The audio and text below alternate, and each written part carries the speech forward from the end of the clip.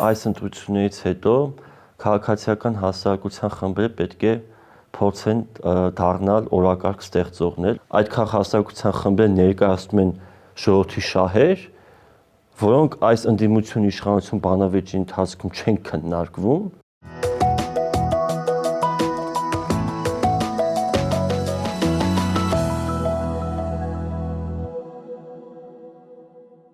Բարև ձեզ, Գրադարանում այսօր զրուցում ենք արտաքին եւ անվտանգության քաղաքականության Երևանյան կենտրոնի վերլուծաբան Դավիթ Պետրոսյանի հետ։ Ողջույն Դավիթ։ Բարև, պարոն Վարդանյան։ Ընտրարշավը կիսվել է, կեսը անցել ենք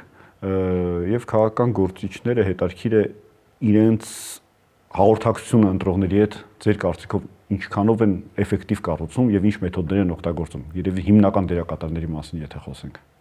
Նարատիվների առումով իմ կարծիքով գլխավոր թեման խաղաղությունն է, քանի որ բոլոր ուժերը հասկանում են, որ բնակչություն նախ եւ առաջ մտակված է անվտանգությամբ եւ խաղաղության թեմայով, եւ իշխող ուժը փորձում է նշել, որ իրենք միակ ուժն են, որ կարող են երաշխավորել այդ խաղաղությունը, ձեռբերված խաղաղությունը, անվտանգությունը։ Հաճախ մենք նույնիսկ մեկ-մեկ մոռանում ենք, որ խաղաղության համաձայնագիր ամբողջապես դեռևս չի ստորագրվել, այլ նախաստորագրվել, այսինքն ամբողջությամբ մենք դեռևս չենք գտնում խաղաղության, այսպես ասած, դարաշրջանում, ինչպես իրենք նշում են, այլ ավելի երաշխավորված զինադադարի։ Ընդհանուր միջև իշխանությունները օգտագործեցին խոսույթ, որ իմ կարծիքով մերժվեց հատկապես քաղաքացիական հասարակության կողմից, որ եթե մեզ չընտրեք կլինի պատերազմ։ Սա շանտաժ էր իմ կարծիքով ձայներ հավաքելու համար եւ իհարկե պետք է նման խոսույթը ենթարկվի քննադատության։ Մյուս կողմը ընդդիմադիր ուժերը էլի հասկանում են, որ գլխավոր թեման անվտանգությունն է, խաղաղությունն է, ուղղակի ենք նշում, որ մենք ավելի լավ կարող ենք երաշխավորել այդ խաղաղությունը,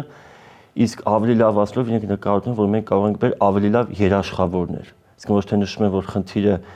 իրենք են, որպես այդպես իրենք կարող են իրենց կարողություններով այդ հարցը հասցրել, այլ կարող են բերել այլ մարդկանց, որոնք ավելի լավ կարող են դա անել։ Ու նույն խոսությունը նաև տեսնում եք իրենց կողմից, որ պատերազմը դեռ ավարտված չէ, պատերազմը նույնիսկ կարող է լինել, այսինքն քաղաքացիներից վախեցնելու process-ը երկու ստեկ տեղի է ունենում։ Եթե վախեցնելու մասին խոսենք, մյուս կողմից էլ վախեցնում են, որ մեր սպասվում է լուրջ հակամարտություն, չգիտես մինչև որ կետը, ասենք Ռուսաստանի հետ։ Այո, իմ կարծիքով սպառնալիքն այդ ինֆլյացիայի երևույթը շատ ընդդիմությունը փորձում է շատ օգտագործել, ու սա ուղիղ այստեղ մենք տեսնում ենք, թե ինչպես է ներքին քաղաքականությունը հատվում արտաքին քաղաքականության հետ, մասնավորապես Ադրբեջանի կողմից օգտագործվող խոսույթը Հայաստանի նկատմամբ ծավալապաշտական, եթե փորձենք կարճ սահմանել, իրենք այդ ռետորիկան փորձում են օգտագործել իրենց ներքին քաղաքականություն։ Այսինքն Ադրբեջանի կողմից օգտագործող խոսույթ Հայաստանի Հանրապետության ժողովրդի դեմ հաճախ ընդդիմությունը փորձում է օգտագործել սեփական օրակարգը հարստացնելու համար։ Այսինքն սպառնալիքը, որ օգտագործվում է օտար երկրապետության կողմից, ներքաղաքական ուժերը որդեգրում են։ Մյուսը տեսնում ենք, որ Ռուսաստանի կողմից տարածող ապատեղեկատվություններն են, որ նույն ընդդիմադիր ուժերը վերցնում են այդ խոսույթը, փորձում են ավելի մեծացնել, ամպլիֆիկացնել ու տարածել։ Ու սա իմ արդեն բավական երկար ժամանակ սա տեղի է ունենում, ու դրա համար այժմ մենք հաճախ օգտագործում ենք հիբրիդային հարձակում տերմինը, օգտագործում ենք կոգնիտիվ անվտանգություն տերմինը, քաղաքացիական հասարակության տարբեր պլատֆորմներ են ձևավորվել այդ խոսույթին հակազդելու համար, ու ինքնուրույն բավական բացահայտ է, թե ինչ է տեղում։ Որովհետև քիչ չեն նաև ձայները, որոնք որ ասում են ընդհանրապես այդպիսի բան չկա կամ չափազանցված է։ Ինչ եք կարծում եք։ Ու այստեղ մենք գալիս ենք մի կետի վրա, որտեղ պետք է հասկանանք, թե սպառնալիքներից որոնք են իրատեսական, որոնք իրատեսական չեն, մասնապես Ադրբեջանի կողմից հնչեցվող սպառնալիքներ կամ այն խնդիրները, որ մենք դեռևս իրենց հետ ունենք։ Ու այդ Ադրբեջանի կողմից մենք տարատեսակ սպառնալիքներ ենք տեսել, ու իմ կարծիքով քաղաքական վերլուծաբանների, մտակենտրոնների, քաղաքական գործիչների, ոչ թե քաղաքական գործիչների, քաղաքական վերլուծաբանների խնդիրը պետք է լինի հասկանալ, ֆիլտրել սպառնալիքներից, որոնք են իրատեսական, որոնք իրատեսական չեն, որպեսզի ժողովուրդն էլ կարողանա տարբերակել, թե իշխող ուժի կամ նույն ընդդիմության կողմից օգտագործվող խոսույթի որ մասն է այդ ոչ իրատեսական սպառնալիքները, որոնք են իրական, որտեվ երկու ծայրություն կարող ենք ունենալ։ Մի դեպքում, որ ամեն ինչ որ ասում ենք շատ ծանր ենք ընդունում, Մյուս կողմից էլ գտնում ենք մի շատ հանգիստ իրավիճակում, երբ օրինակ ասում ենք, որ խաղաղությունը վերջնականապես եկել է, ոչ մի խնդիր չկա ու օրինակ նվազեցնում ենք բանակի ծախսերը կամ նվազեցնում ենք զինվորների թվաքանակը, սա էլ մեկ այլ ծառայություն է։ Մարդկանց այդ շփումներում այս քարոզարշը, որ օրինակ ես համեմատում 21 թվականի հետ արտադրությունների հետ, շատ ակտիվ է հենց ուղիղ շփումների տեսակետից, տեխնացուներից շատերը գնում են, մարդկանց ուղիղ հնարավորություն են տալիս, այսպես մոտ են թողում իրենց ընտրողներին, լինում են խոսակցներ, բայց նաև վատ վերջաբանով, որովհետև ասենք մի օրվա ընթացքում մի քանի անգամ քաղաքացիական պայմանագրի տեխնացուն գործող վարչապետը վեճերի մեջ մտավ ընտրողների հետ եւ արդյունքում էլ մենք ունեցանք մարդ, որը հիմա գտնվում է բանտում։ Այդ մասին ինչ կասեք։ Այս հարցով երկու հարցի վրա ցանկանայի շեշտադրում կատարել։ Առաջին այն է, որ նման վարքագիծը իշխող ուժի ընդդիմադիր տեխնացուների կողմից խոսում են նրա մասին, որ իրենք իսկապես կարիք ունեն ժողովրդի քվեի ու իրենք անձամբ պետք է գնան փողոցով այդ քվեն ստանալ։ Այսինքն այն մոտեցումը, որ այսպես բակային հեղինակությունների կամ գործարարների կամ ինչ-որ ազդեցություն ունեցող խմբերի անձերի կողմից այդ ձայների հավաքագրման process-ը այդքան էլ արդյունավետ չի, ինչպես նախկինում։ Մենք ունենք նման երևույթներ, բայց դա միայն բավարար չէ։ Հետևաբար իրենք անձամբ գնում են փողոց եւ խոսում են մարդկանց հետ։ Սա նշանակում է, որ մենք որոշակի առաջընթաց պրոգրես ունենք ամեն դեպքում ընտրակաշարք ինստիտուտի հետ կապված ընտրությունների նախորդող ժամանակահատվածում։ Երկրորդը հատկապես վարչապետի եւ իշխող ուժի վարքագծի մասով ու այդ կոնֆլիկտների, որ տեղի ունենում, ինձ կարծում սա խոսում է նրա մասին, որ իշխող ուժը, մասնապես հենց վարչապետը կատարվել է որոշակի առումով հասարակությունից, այսինքն այն նարատիվն է, որ իրենց խմբի ներսում ունեն, իրենց թվում է, որ ժողովրդի ավելի մեծ հատված է դրան հավատում, քան իրականում կա։ Սա նշանակում է, որ իրենք ավելի շատ խոսում են իրար մեջ, կուսակցության ներսում չկա քննադատություն, հենց բուն քաղաքացիական պայմանագիր կուսակցության, ու մենք եթե տեսնենք, թե ինչ process-ներ տեղի ունեցան ՔՊ-ի ներսում, մինչև այս նախընտրական շրջանը, կարող ենք դրանք փաստարկներ են, որոնք խոսում են, որ ՔՊ-ի ներսում պլուրալիզմի խնդիր կա։ Այսինքն հիմնականում անգլերենով ասում են yes man, մարդիկ ովքեր ամեն ինչ ասում են այո, եւ ով որ շատ լավ այո է ասում կամ այդ թեզը պաշտպանում են, առաջընթաց է ունենում կուսակցության ներսում, նաեւ հետեւաբար պաշտոնների բաժանման նշանակման ժամանակ ավելի մեծ շանսեր ունի։ Իսկ նրանք ովքեր որ ընդդիմանում են, այլ կարծիքներ են բերում, ընդհանուր միջև կուսակցությունից հեռացվում են։ Ու Արտուր Օսիպյանի դեպքը այն իրականությունն է, երբ որ Նիկոլ Փաշինյանը ասեց այն թեզերը, որոնք միանշանակ ՔՊ-ի ներսում ասում են այո իհարկե դա այդպես է,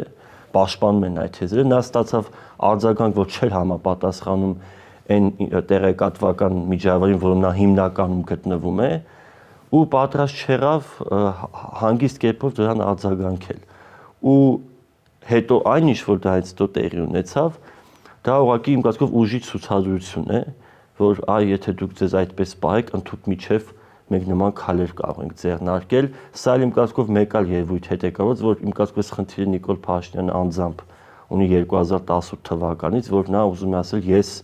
այդ որ դուք ասում եք ուժեղ բռունցք, ուժեղներ, բան ես իրանցից պակաս ուժեղ չեմ,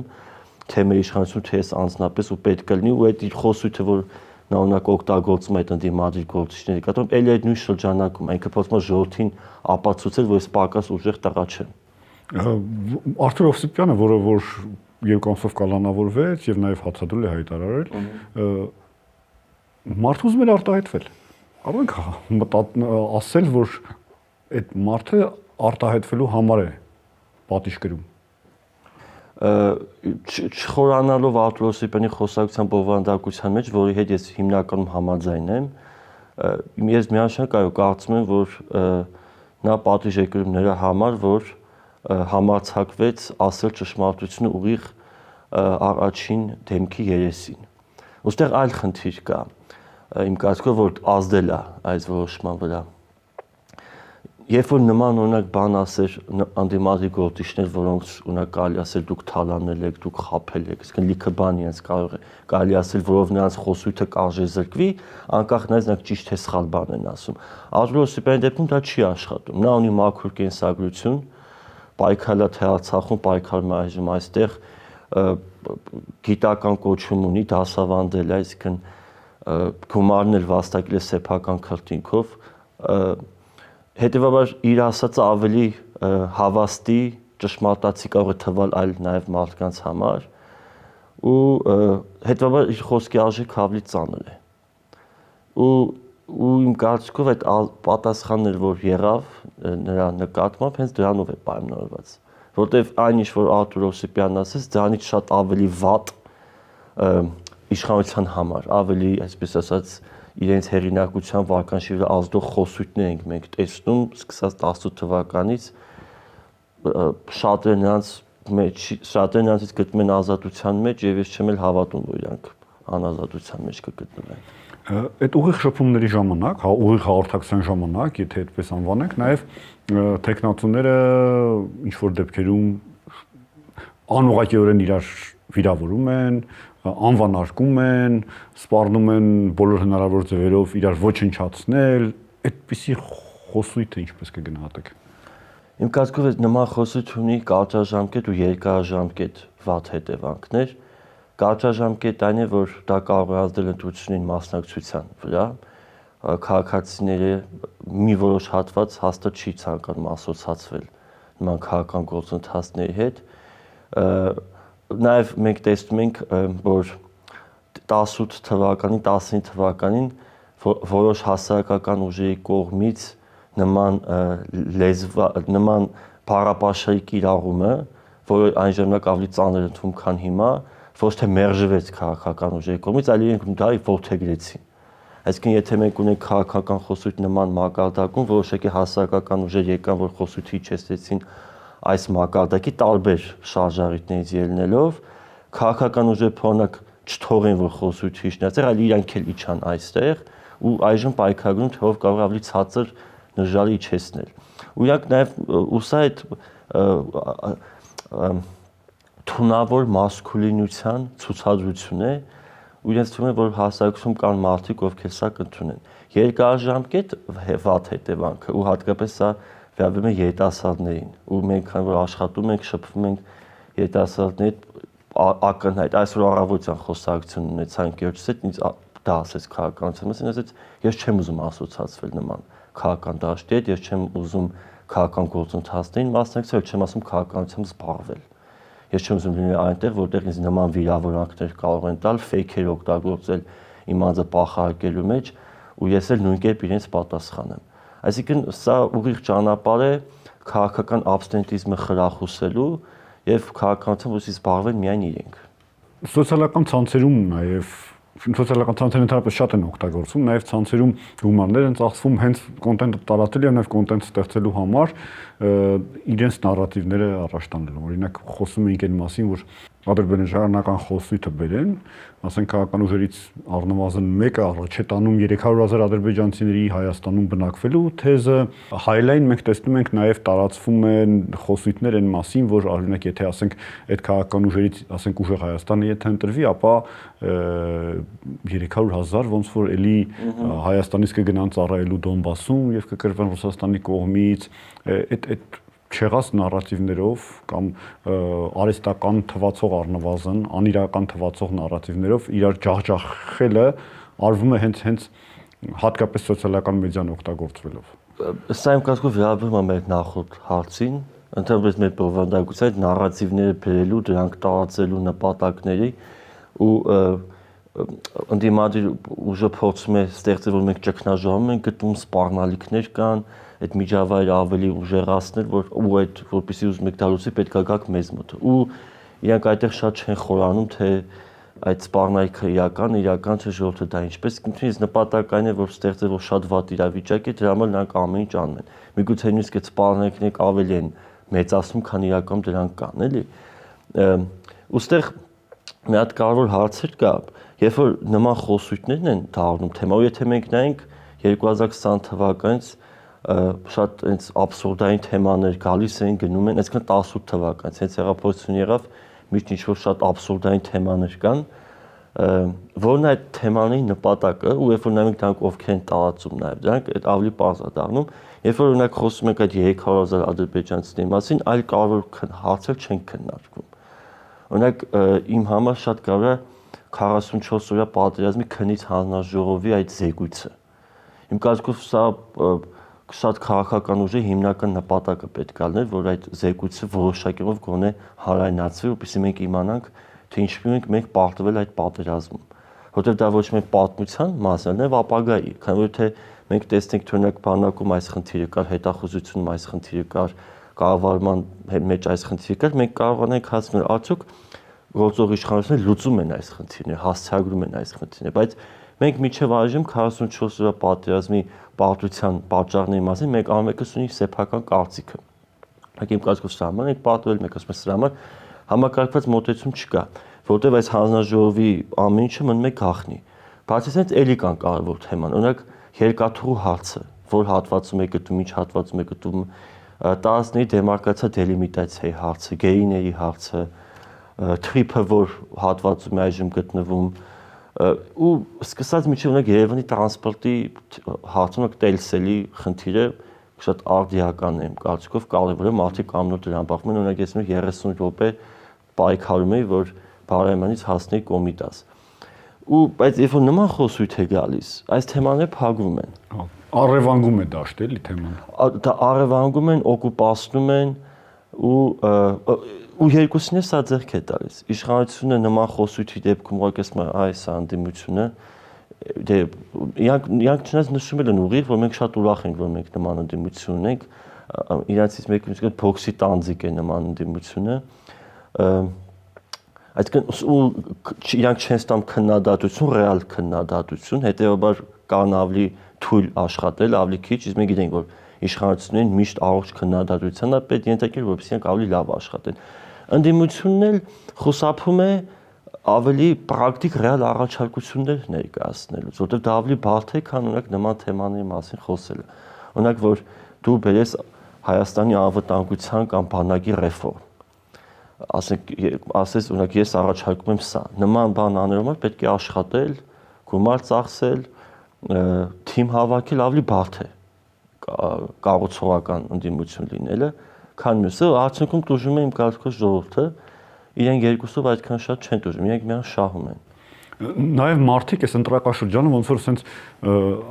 անընդհատ շարժվող ինֆորմացիոն փոթորիկ լինի, մարդիկները փոթորիկների մեջ ընկածն են, ինչքանով է դա օգնում, որ իրենք կարողանան ի վերջո մեդիայի միջոցով, հնարավոր տեսակի բոլոր մեդիայի միջոցով կողմնորոշվեն ի վերջո ում են քվեարկելու։ Այո, մարդկանց մոտ փորձում են տագնապալի իրավիճակ ստեղծել, որ խնդիրներ կան ամեն օր։ Մարդկանց ընտրությունը իմ կարծիքով իրական գնալով, եթե նայենք իմ կարծիքով Հայաստանի հասարակությունը այս բոլոր խնդիրների մեջ անցնելով քաղաքականապես իմ կարծիքով ավելի գրագետ է դառնում։ Այս բոլոր խնդիրների միջով մենք ասենք իմ կարծիքով մարդիկ նույնպես կոփվել են, ավելի խելացի են դարձել, ավելի շատ են տարբերակում, կոնկրետ այս քաղաքական դաշտը նկատի ունեմ, այսինքն քաղաքականության մասին գիտելիքը նկատի ունեմ։ Ոստեղ մեծայում կտոր քաղաքասարակության դերը, որ այդքան խոսում եք արշավների մասին, կարդացեք կրթական ծրագրերը, ամեն ասածին այսպես ասած մի հավատացեք, բայց մի հարցի մասին էլ ցանկանամ խոսել, որ ինչու ենք այդ տեղեկատվական փոթորիկների մեջ գտնում, քանի որ ցավոք մեդիա դաշտը շարունակում է մնալ այդ քաղաքական ուժերի պատկանող մեդիաների ձեռքում, այսինքն հիմնական օրակարգ թելադրողը իրանք են։ Այսինքն դիմադին ինչ-որ մամուլ, ինչ-որ մի հատ ապատեղեկատվություն է տարածում առավոտյան օրինակ, հետո իշխանական մամուլը դրան հակազդում է։ Իսկ այն մամուլը, որ ասում է մի րոպե եկեք մի հատ հասկանանք որն է կեղծ, որն է իրական, դրանք հիմնականում քաղաքացիական հասարակությանը պատկանող մամուլ են, տեղեկատվական հարթակներ են, որոնք իրենց ռեսուրսներով չեն կարող համեմատվել թե ընդդիմադիր, թե իշխանական մամուլի հետ։ Ու այդ քաղաքացիական հասարակության պատկանող այդ տեղեկատվական հարթակներն էլ ցավոք դոնորների կողմից ֆինանսավորվող կազմակերպություն է, այսինքն Հայաստանում առողջ տեղեկատվական միջավայրով ավելի շատ հետաքրքրված են մեր արտաքին գործընկերները, քան ներքին։ Իսկ սա նշանակում է, որ այն վիճակը, որ մենք ունենք, փխրուն է, ոչ երկարաժամկետ, որ լի բավականին ռիսկերով, որ դա մենք տեսանք, թե ինչպես եղավ օրինակ Վրաստանում։ Դա բավարար չէ։ Եվ ինչ պետք է անենք այդ հարցում։ Իմ կարծիքով այս ընտրությունից հետո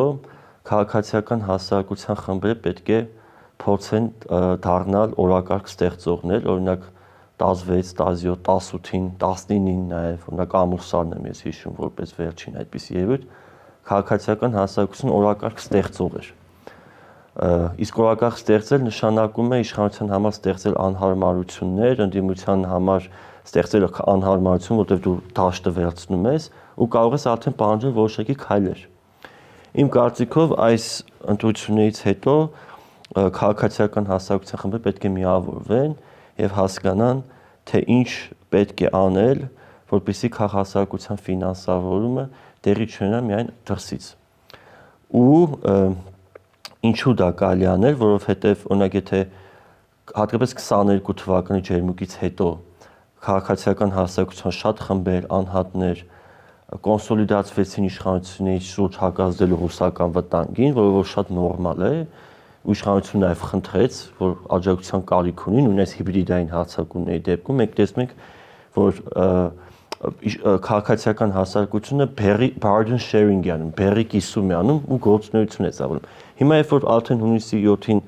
ընտրական արդյունքներն են, իմ կարծիքով պարզ է, որ քաղաքացիական պայմանագրի կուսակցությունը հաղթելու է։ Հա, ինձ թվում է, որ իրենք հաղթելու են, եթե նման արդյունք լինի, այսինքն քաղաքացիական պայմանագրի կուսակցությունը հաղթի ու հաղթի արդեն քաղաքացիությունը պետք է նշի, որ մենք ձեզ այսպես օգնեցինք, դուք ընտրվեցիք, հատկապես հաշվի առնելով այդ ռուսական վտանգը, այժմ պետք է խոսենք այլ հարցերի մասին, մասնավորապես այս հարցի մասին։ Եթե դա չարվեց, մյուս ընտրական ցիկլի նույն խնդիրները լինելու են։ Ես ուզում եի որովհետև հարցնեի, որ մինչև ասել է ձեր որ ԿՊ-ն ձեր կարծիքով կընտրվի, թե անկախ հաղթողից այդ առաջարկը ուժի մեջ է, թե չէ։ Ինչու եմ ես մտածում, որ ԿՊ-ն կարգի, հատկապես հիմնով վերջին սոցհարցումների վրա։ Հարցն է, որ եթե ուրիշ արդյունք են կմնում, այդ դեպքում ինչ պետք է անի, էլի։ Եթե ուրիշ ուժ է, եթե օրինակ ընտրվում է Կարապետյան Սամվելի ուժը, Ուժեղ Հայաստանը կամ Ռոբերտ Քոչարյանի ուժը կամ Գագիկ Ծառուկյանի, իսկ այս երեքն իմ կարծիքով ընդդիմադիր ուժեր, որոնք հավակնություններ ունեն, քաղաքացիական հասարակություն կարծիքով լուրջ խնդիրների առաջ կարող է գալ, ընդհանուր միջև այդ օտարերկրյա գործակալների մասին օրենքը։ Այս դեպքում ակնկալիքները բավականին պետք է իջեցնել ու փորձել այնպես որ նման օրենք չընդունվի։ Եթե ԿՊ-ն է ընտրվում,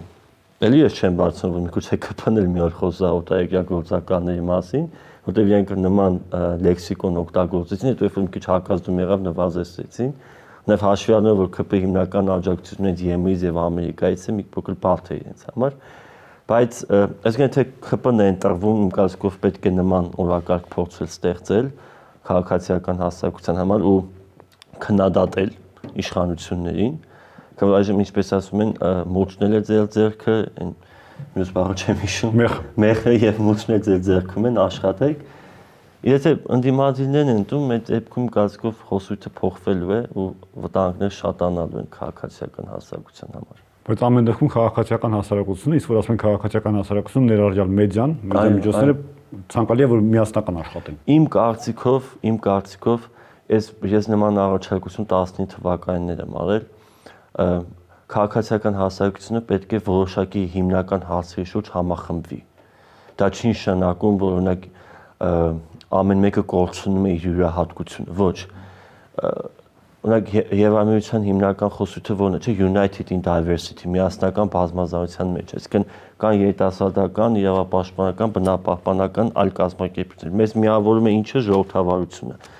Մեզ ինչն է տարբերակում, որ մենք ունենք տարբեր օրակարգեր, որպեսզի մեզ լսեն, լսելու են ոչ թե նրա համար, որ մենք ինչ-որ բան ճիշտ ենք ասում կամ մեր ասածը լավն է, բովանդակությունը լավն է, ոչ, լսելու են միայն նրա համար, որտեղ մենք կարող ենք ճնշում իրականացնել։ Որպես իրականացնել ճնշում պետք է ունենալ քանակ, որը կապահովի այդ բավարար ճնշումը։ Իսկ քանակ ունենալու համար պետք է համախմբվել։ Ու այդ համախմբումը ոչ թե լինելու այսպես ասած երկարաժամկետ commitment, այսինքն համախմբվածություն, այլ որոշակի հարցերի շուրջ կարճաժամկետ դաշինքներ, այսինքն ունենք այս հարցը, միավորվում ենք այս հարցը հասցեագրելու շուրջ, հետո բաժանում ենք, ամենը զբաղվում է իր գործով, հետո կենտրոնանում ենք այս հարցի վրա։ Ու նման դեպքում արդեն եթե մենք այստեղ ունենք իշխանություն, ընդդիմություն, ուստեղ ունենք քաղաքացիություն, որ նայում է տեսնում է ինչ է կատարվում, ու մենք զբաղված ենք այսպես իրենց կոնֆլիկտները մարդկանց պարզաբանելով, պատմելով, ոչ, մենք ստեղծում ենք մեր օրակարգը, իրենք ստիպում ենք իրենց խոսել այս օրակարգի մասին, որովհետև սա նպատակը որն է, որ այդ քաղաքացիական խմբերը ներկայացնում են ժողովրդի շահեր, որոնք այս ընդդիմություն իշխանություն բանավեճի ընթացքում չեն քննարկվում, այդ շահերը չեն հասցեագրում, որտեղ իրենք իրենց շահերն են սպասարկում, այսինքն իշխանությունը ուզում է ընտրվի, այսինքն ընդդիմությունները ուզում է ինքը ընտրվի, այսինքն մի մեծ խումբ շահերի չի հասցեագրում, այստեղ քաղաքացիական հասարակությունը կարող է օգտագործել այս մարդկանց դժգոհությունը պայմանավորված իրավիճակի հետ։ Մի հարց էլ այն օրը քննարկում էինք եւ հետաքրքիր է ձեր կարծիքը իմանալ սուտ լուրերը, ապատեգատվությունը, մանիպուլյատիվ բովանդակությունը իրականում կարծում եք մարդկանց վրա ազդում է, որպեսզի նրանք երբ որ մարդը գնում է արդեն ընտրական տեղամաս եւ մոտենում է քվեախցիկին, ինչքանով է ազդում ձեր կարծիքով դա նրա վրա, նրա որոշման վրա։ Իմ կարծիքով ազդում է, հատկապես պայմանավորված թուրք ադրբեջանական սպառնալիքների հետ հաշվի առնելով մեր պատմական անցյալը այն կրթությունը, որ մենք բուհերում ստանում ենք, մենք խոցելի ենք նման տեղեկատվությունների հանդեպ ու այդ տեղեկատվություն տարածողներն շատ լավ տեղյակ են մեր խոցելի կողմերից, իրենք շահագործում են այդ խոցելիությունները ու երկարաժամկետ եթե այդ աշխատանքը տարվում է, իսկ իմ կարծիքով այդ աշխատանքը երկարաժամկետ արդեն տարվում է, դա կարող է ազդել մարդկանց ընտրական վարքագծի վրա։ Ու իմ կարծիքով հենց հիմնական շահառուն էլ հենց մարդիկ են նման խոսույթ, այսինքն խոսույթը տարածողների նպատակը այո կարող է լինել ազդել որոշակի քաղաքական ուժի հեղինակության վրա կամ անձի, բայց հատկապես այս փուլում նպատակը վարքի, ընտրական վարքի վրա ազդելն է։ Շնորհակալություն զրույցի համար։ Ես եմ շնորհակալ։